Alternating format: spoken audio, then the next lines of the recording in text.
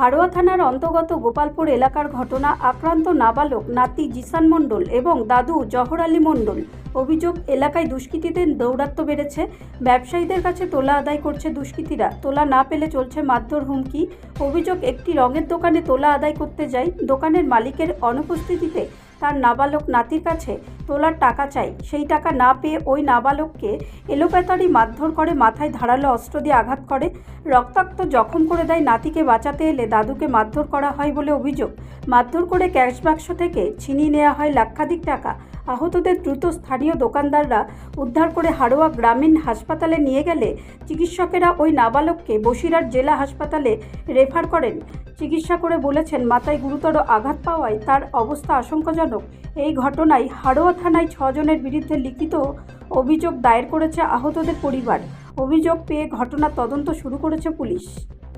কি ঘটেছে বলেছেন?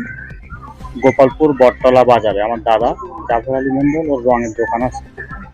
দাদা 2-3 দিন বাইরে আছে, ভাইপো দোকানে ছিল। এলাকার একদল দুষ্কৃতী দীর্ঘদিন ধরে তোলা আদায় করে ওরা। তো দোকান থেকে টাকা চায়, দাদা টাকা দিতে অস্বীকার করে।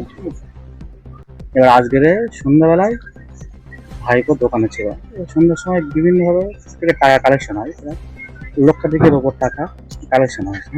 ওরা 4 দোকানে বসছিল, ওরা হঠাৎ অতর্কিত এসে দোকানে হামলা করে ভাইপোকে প্রচণ্ড মারধর করে এবং ওই টাকাগুলো লুটপাট করে নিয়ে চলে যায়। ওরা দীর্ঘদিন ধরে বটতলা বাজারে বিভিন্ন রকম সন্ত্রাস করে বেড়ায়। এরা কি কোনো রাজনৈতিক পরিচয় আছে ওদের?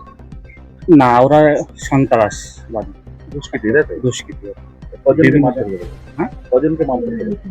ও আমার ভাইপো দোকানে ছিল, ভাইপো মারধর করলে আমার বাবা দূরে ছিল, সেখানে গিয়ে বাবা গেলে বাবারও মারধর করে। কিতে মেরেছে?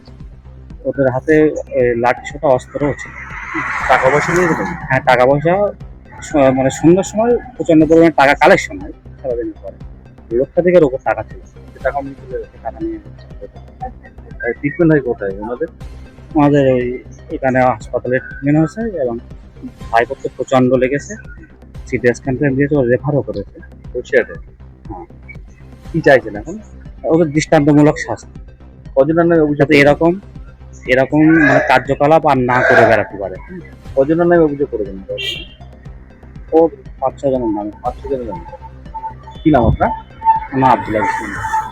কি নাম? আব্দুল আজিজ মন্ডল। ব্যুরো রিপোর্ট, রাষ্ট্রীয় প্রসার বাংলা।